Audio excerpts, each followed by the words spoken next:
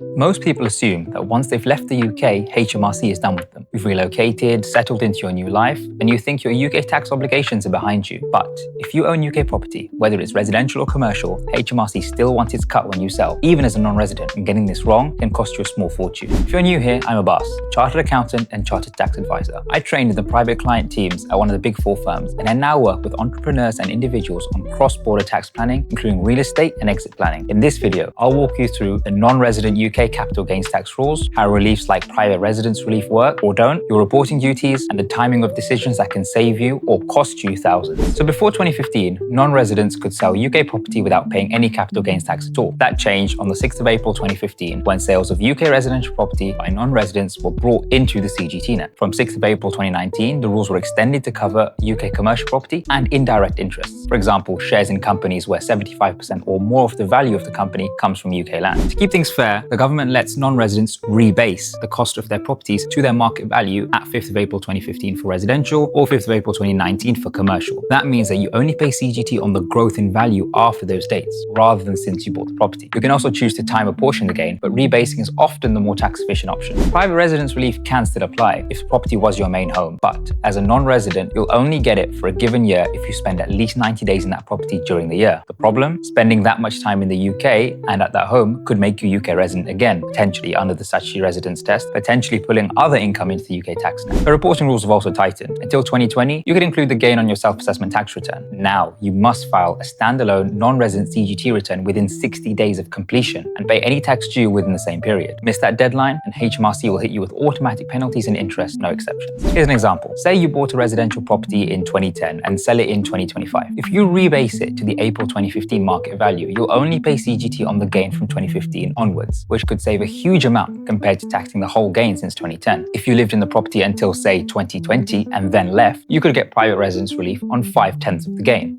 for the years that you lived there, with the other 5/10 being taxable. Timing can make a big difference as well. Some people accept that from the date they leave the UK, they won't qualify for PRR, but weigh that against the fact that the property might continue to rise in value. So the tax is only on the increase after they leave. That's true, but it's worth asking. Could you sell tax-free when you leave and put that money to better use elsewhere? Selling UK property as a non-resident isn't just about filling in a form. It's about understanding the rules, choosing the right valuation approach, checking your reliefs, and making sure you meet deadlines. Get it right, and you can often keep your CGT bill to a minimum. Get it wrong, and you could hand over tens of thousands of pounds more than necessary, plus penalties that you'll never get back. We help clients plan ahead so that they know exactly what the UK tax residence position will be when they sell and make sure they don't get caught out by the rules. If you're living abroad and you own UK property, don't wait until you've already agreed a sale. By then, it's often too late to make the best decisions. Hope you found this helpful. If you did, hit like and subscribe for more cross-border tax strategies that help you keep your money and not send it to HMRC. See you next time.